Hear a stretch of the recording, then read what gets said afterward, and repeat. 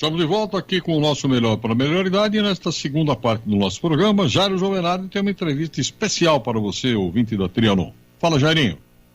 Pois não, Lucas Neto, ouvintes da Rádio Trianon, do nosso Melhor para a Melhor Idade, vamos conversar com o Dr. Mário Dossi, médico otorrinolaringologista, especialista em rinoplastia. Doutor Mário, muito obrigado por nos atender, o senhor tá bom? Forte abraço, bom dia.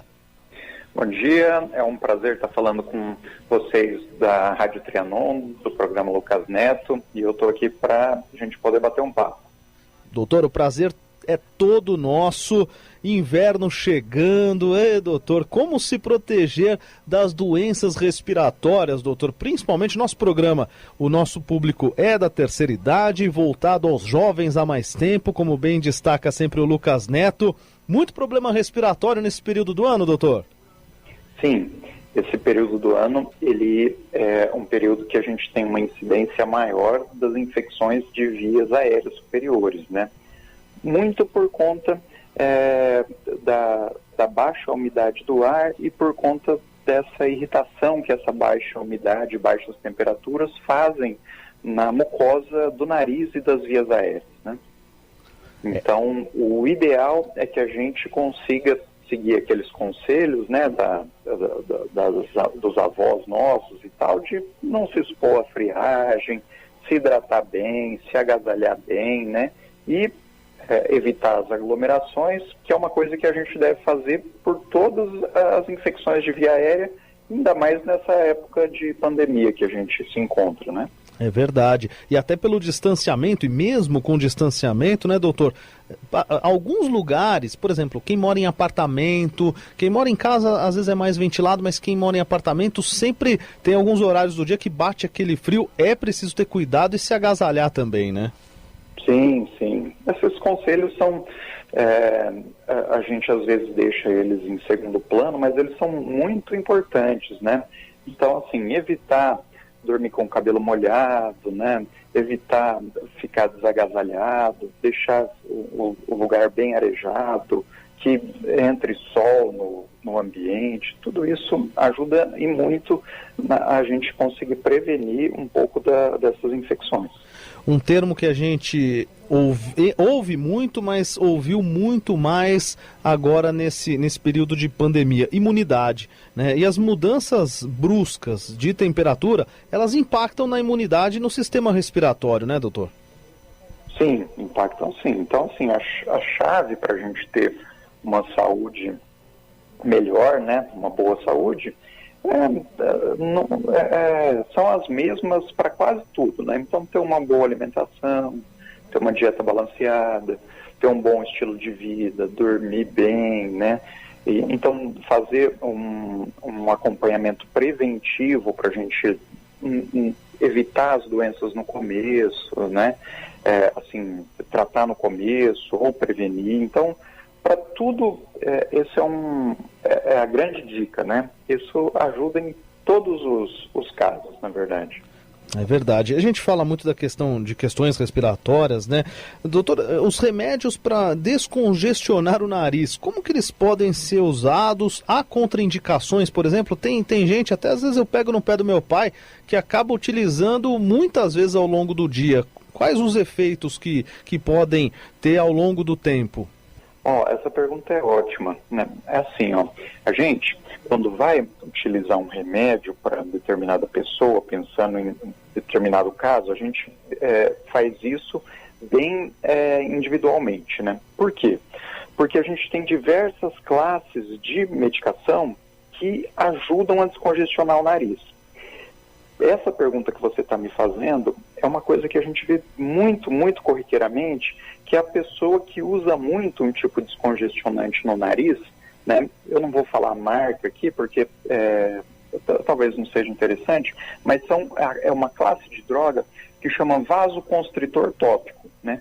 E assim, são esses remédios que a gente compra em qualquer farmácia e é baratinho, e a hora que a gente pinga no nariz ele dá um alívio imediato. Qual que é o problema desses vasoconstritores tópicos, né? Então, assim, esses comuns aí que a gente acha na farmácia mesmo, eles têm uma absorção ou seja, a gente pinga no nariz, ele é absorvido no nariz e ele é distribuído por todo o corpo. Então ele faz uma contração nos vasos do nariz, mas faz uma contração nos vasos do corpo todo. Então o que ele pode fazer? Ele pode fazer com que a pessoa desenvolva aumento da pressão arterial, arritmias cardíacas, pode favorecer infarto, derrame, ele pode aumentar a pressão do olho, ele pode fazer o aumento da próstata. Então, assim, e conforme a pessoa vai usando, esse mecanismo de contração do vaso do nariz, que faz com que haja uma melhora na obstrução, ela vai ficando dependente dessa dose alta de vasoconstritor. Ou seja, a pessoa, ela pinga o remédio e aí existe essa contração. Quando ela não pinga, o vaso dilata e a pessoa tem uma obstrução rebote, que fala. Então, esse medicamento ele vicia. Além dele ter todas essas complicações, ele não trata o problema que a pessoa tem e torna ela dependente disso, né? A gente tem outros tipos de medicação que elas ajudam a descongestionar o nariz, mas por outros mecanismos. Por exemplo, a pessoa que tem uma rinite alérgica, a gente usa um spray no nariz, que também não é nada de absurdo, não é caro, e ele não tem esse problema, porque a afinidade dele é só para mucosa nasal. Então a pessoa usa, o efeito dele é localizado e ele age na inflamação. Então ele não tem problema de ficar usando a longo prazo, não tem essa problemática, esses efeitos adversos que os vasoconstritores têm. Estamos conversando com o Dr. Mário Dossi, médico otorrinolaringologista. Vamos para 2 dicas importantes da nossa central técnica e voltamos já. Isolamento domiciliar é uma simples atitude que pode salvar a sua vida e de milhares de pessoas. Fique em casa, permaneça em quarentena. Prevente Sênior, cuidar é a nossa essência. ANS 30-214-7. Mondial, a escolha inteligente. De volta aqui no nosso Melhor para Melhor Idade, conversando com o Dr. Mário Dossi, médico otorrinolaringologista, especialista em rinoplastia. E doutor, falando sobre a rinoplastia, nós sabemos que o Brasil é um dos líderes, né, no mundo em cirurgias plásticas, mas no caso da rinoplastia, ela acontece apenas por estética ou para corrigir também alguma condição, algum problema respiratório, doutor? É uma ótima pergunta essa. A rinoplastia, né, ou a rinoceptoplastia, na verdade, ela pode acontecer por 3 motivos básicos. Correção da estética nasal, ou seja, da forma do nariz, correção da respiração e uma correção mista, que engloba tanto a parte funcional, essa parte respiratória, quanto a parte estética nasal, né? É uma cirurgia que não tem uma idade assim, né? A gente pode fazer aí a partir dos 14, 15 anos, que a gente considera o nariz adulto, até quando o paciente tiver um incômodo. Isso é importante, a gente falou tanto dos incômodos, né? E há restrições, doutor. O doutor destacou bem que não há idade, mas existe alguém que não possa, por exemplo, que tem alguma doença, algo já destacado precocemente, que não possa fazer? Normalmente são doenças descontroladas, né? Doenças que estão descompensadas. Por exemplo, o paciente que é um paciente diabético e a diabetes não está corrigida, paciente hipertenso que essa pressão arterial não está bem controlada, né? Então, a gente não opera o paciente quando ele não está com uma compensação clínica, assim, né?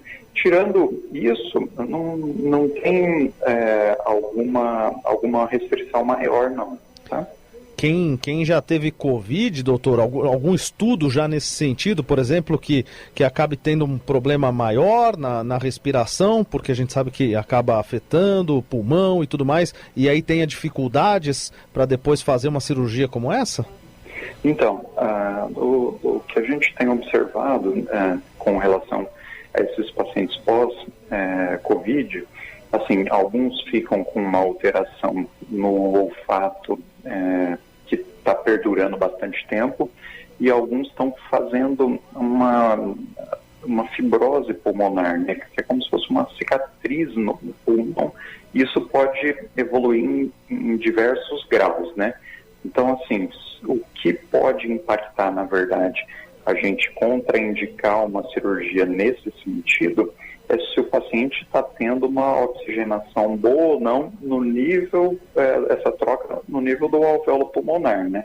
Mas, assim, tudo, quando a gente vai submeter o paciente a qualquer cirurgia, na verdade, né, a gente vê os fatores de risco que esse paciente tem e a gente encaminha para uma avaliação multidisciplinar, né? Então a gente faz com que o paciente faça alguns exames cardiológicos, se precisar alguns exames pneumológicos, porque como é uma cirurgia eletiva, né, ou seja, a gente consegue marcar essa cirurgia, a gente espera o ponto em que o paciente esteja plenamente compensado para realizar.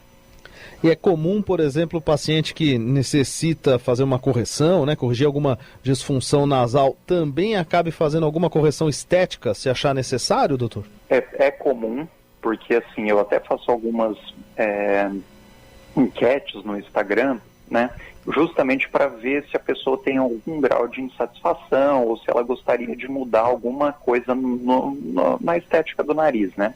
E o que a gente observa? A gente observa que isso é bem alto.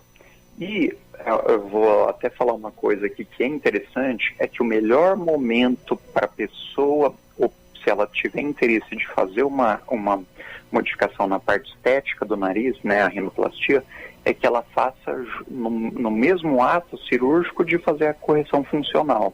Por que isso? Porque a pessoa vai tomar uma anestesia só e vai fazer uma internação só, né? E outra coisa, o enxerto que a gente usa para fazer, para modificar esses contornos nasais ou para fazer uma estruturação mais adequada, a gente retira do próprio septo do nariz, que é aquela estrutura anatômica que divide um lado do outro do nariz, né, sim, internamente. Então a gente retira o desvio do septo, por exemplo, e já pega esses pedaços de cartilagem e utiliza como enxerto. Então é mais interessante para a pessoa, se ela for realizar a rinoplastia, fazer no momento que ela vai fazer a cirurgia funcional. Porque uma vez que ela já fez a cirurgia funcional da septoplastia, muito provavelmente a gente precisa pegar esse enxerto cartilaginoso de outro local, muito comumente da costela, né? Que coisa muito interessante, doutor. E o doutor até destacou as enquetes no Instagram. Qual é o arroba, doutor? Para os nossos ouvintes? É @dr, né? Mário Dossi, Mário Dossi é D-O, D de dado O, S-S-I-R, _ Rino, que é a abreviatura de rinoplastia. Perfeito. Então no Instagram, com muitas enquetes, com conteúdo rico do doutor lá, o nosso ouvinte da Rádio Trianon pode seguir @dr Mário Dossi _ Rino. Depois também, assim que fizermos a chamada nas nossas redes sociais, vou marcar o perfil do doutor para que os nossos ouvintes possam segui-lo e acompanhar todo o conteúdo. Doutor, fala do septo nasal, né? Muita gente sofre com desvio do septo, doutor. Entre os adultos é muito comum, né? Na terceira idade isso acontece também? Acontece. É muito comum. É uma coisa extremamente comum ter o desvio do septo nasal, mas não é sinônimo de cirurgia. O desvio do septo é muito comum. O que vai nortear a gente para saber se o problema que está afetando a respiração da pessoa é o desvio do septo ou não, normalmente é o grau desse desvio e a localização que ele tem no nariz. Às vezes um desvio mais anterior, mais próximo do buraquinho do nariz, da narina, ele tem uma capacidade de obstruir bem maior do que o anterior, né? Então, assim, às vezes a pessoa tem um desvio, mas o que está fazendo a obstrução dessa pessoa é uma rinite descontrolada. E a gente tratando a rinite, a pessoa já melhora, né? Então, assim, o desvio do septo é extremamente comum, mas não é porque tem desvio que é igual à necessidade de fazer uma septoplastia. E uma coisa que você comentou é assim, que é muito interessante. A pessoa normalmente tem esse desvio há muito tempo. E a partir de determinado momento ela começa a queixar de obstrução nasal. O que acontece? As cartilagens nasais, elas têm bastante colágeno, e conforme a gente vai envelhecendo, essas cartilagens elas vão ficando mais frágeis. E isso faz com que haja, a partir de determinado momento, um colapso ali e pode haver um estreitamento da via aérea. Então, assim, o desvio está ali e outras estruturas, por exemplo, as cartilagens da ponta do nariz, elas vão enfraquecendo e a ponta do nariz, se você observar, se os ouvintes observarem, em criança o nariz é empinadinho, de quase todas. É verdade. E adulto, mais idoso, normalmente a ponta vai caindo. É porque essas cartilagens elas vão cedendo. E aí a passagem de ar vai se estreitando. Olha que interessante, isso é muito interessante. Ô doutor, e às vezes, aí a gente até falou do inverno, mas em outras estações, quando está muito calor, às vezes a gente sente isso, mas eu até no inverno também já acabei sentindo. Quando o nariz está muito seco, o que a gente pode fazer para aliviar? E é importante até porque a gente comentou no início do nosso programa, do nosso bate-papo aqui, a questão dos remédios, né, para descongestionar, mas algo legal para manter o nariz limpo e também tirar essa secura, o que a gente pode fazer, doutor? Ótimo, ótimo. Essa é uma dica que eu recomendo para todos os pacientes, independente da faixa etária, só faz bem, não tem contraindicação. Soro fisiológico no nariz. Cloreto de sódio a 0,9%. Não precisa ser o que tem embalagem mais cara, não precisa. O importante é hidratar o nariz, tá? Então dá até para fazer soro fisiológico, tem na internet a receitinha, 1 litro de água, uma colherzinha de café de sal de cozinha, ferve, espera esfriar, durante 24 horas usa aquilo, fica colocando soro no nariz. Quanto mais tiver hidratado o nariz, melhor. Outra coisa que é muito interessante, no tempo do calor, ou quando está muito seco, né? Porque, assim, no calor a pessoa vai dormir, liga um ventilador, ou às vezes liga um ar-condicionado, ou está bastante tempo sem chover e tal. O umidificador ajuda muito a mucosa nasal, porque o ar-condicionado, ele trabalha retirando a umidade do ar, né? Então, por mais que ele ajude na temperatura ali, a não ficar tão quente, ele diminui muito a umidade do ar ambiente. Isso para a via aérea é muito ruim. Então, assim, umidificador e soro fisiológico no nariz. Muito legal. Ô, doutor, no caso do soro fisiológico, depois de aberto, a gente mantém como na geladeira ou fora? Na geladeira alguns dias, né? Isso depende se a gente está... Se houve alguma contaminação e tal, né? Mas, assim, é a melhor receita que a gente tem para as várias estações do ano, assim. Eu acho que se ficar uma dica hoje do programa, eu acho que é esse, soro fisiológico no nariz. Que legal. E importante até também, destacando o ouvido, né, doutor? No banho também lavar com cuidado, até para evitar de se machucar com cotonete, né? Ah, justamente, assim, o ouvido da gente, a orelha externa que a gente fala, né? Ela tem pele, essa mesma pele que a gente tem no braço, na mão, no conduto auditivo externo, e aí contorna a membrana timpânica e faz um cilindro, né? O terço externo desse canudo, né, onde a gente tem os pelinhos aqui, esse terço externo tem algumas glândulas que produzem cera. Essa cera, por mais que a gente olhe e fale, parece que está sujo e tal, ela tem uma função. Essa cera, ela diminui o pH do ambiente ali, e ela também faz uma barreira mecânica contra a entrada de água e de inseto. Então, o ouvido da gente, quando não tem cera, se entrar um pouco de água, essa água ela pode ficar ali, sempre tem um pouco de bactéria, e propiciar uma otite externa. Então o ouvido, a gente, otorrino, gosta do ouvido da orelha, né? O ouvido que tem um pouco de cera, e quando a pessoa não está mexendo. Porque assim, a gente produz cera, e conforme a gente, nesse terço externo, e normalmente quando a gente vira para um lado, vira para o outro, deita, essa cera vai secando e vai caindo. Então é só a toalha mesmo, né? Quando impactou a cera, a pessoa não está escutando direito, ou a gente precisa, por algum motivo, fazer uma otoscopia para olhar a membrana timpânica, ou vai realizar algum exame de audição, aí a gente remove a cera por conta disso, mas são casos específicos. Quanto menos a gente mexer no ouvido, melhor para a saúde do ouvido. Explicações espetaculares do Dr. Mário Dossi, médico otorrinolaringologista, especialista em rinoplastia e que deu uma aula aqui pra gente no nosso O Melhor para a Melhor Idade, falando sobre questões de respiração, falamos agora sobre o ouvido também. E quem quiser conhecer mais o doutor, acompanhar o conteúdo também, eu acabei de começar a segui-lo, hein? @Dr. Mário Dossi, _Rino, Dossi, D de dado, O de orelha, SSI, Dr. Mário Dossi. Doutor, muito obrigado pelo carinho, pela atenção com o nosso público cativo aqui do Melhor para a Melhor Idade. Obrigado, viu, doutor? Um forte abraço. Muito obrigado, um ótimo dia para você e para todos os ouvintes. É um prazer estar com vocês da Rádio Trianon e até outro dia.